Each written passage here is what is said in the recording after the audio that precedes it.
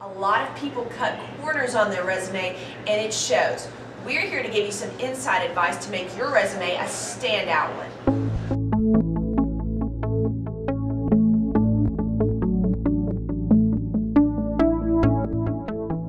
A very important thing to remember, hiring managers and recruiters usually spend under a minute on average looking at your resume. Therefore, you need to make sure the skills mentioned in the position you are seeking are clearly in the front of your resume and easy to see. You really do not need to write an objective on your resume. However, it can be helpful, but you simply need to state your career goal. Avoid anything general, such as seasoned professional seeking new role with successful opportunity. That doesn't tell me anything. I think education needs to be stated at the top of the resume. I even put it above objective. The thing here only lists schools where you have finished your degree.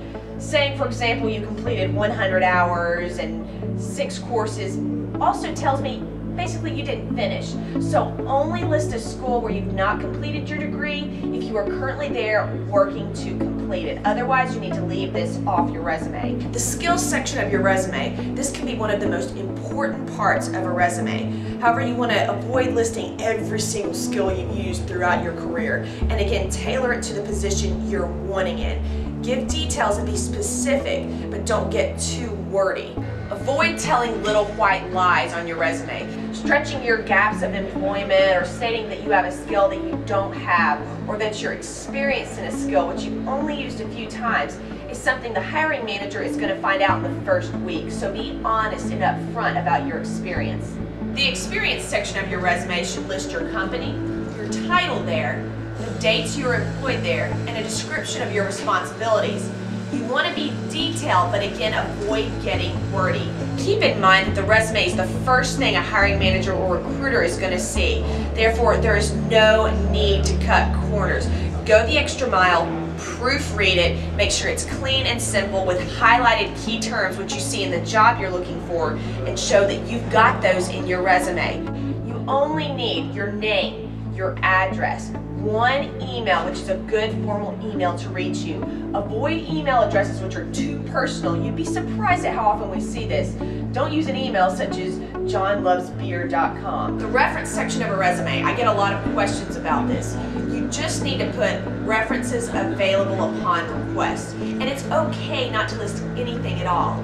Your references would most likely prefer not to have their information floating around. So this is again why we say to do this. Another resume no-no. Avoid using artistic fonts. Use Arial or Times New Roman 11 or 12. Again, this keeps it clean and simple. Your resume should be no longer than 3 pages long. Again, hiring managers spend under a minute on average along with recruiters looking at the resume, so make sure it's clean and simple with the skills that pertain to the job you're looking for up front and easy to see in your resume. Proofreading your resume might be one of the most overlooked things before sending your resume out there. Have someone else read over it. Make sure the spelling and the grammar check is completed. Again, the resume is an extension of yourself and what the hiring manager is seeing before they talk to or meet you. Well, this is going to do it for our December webisode with the Centrics group. I'm Meredith Hill. Thanks for watching and stay tuned because we have some exciting things to talk about in 2011.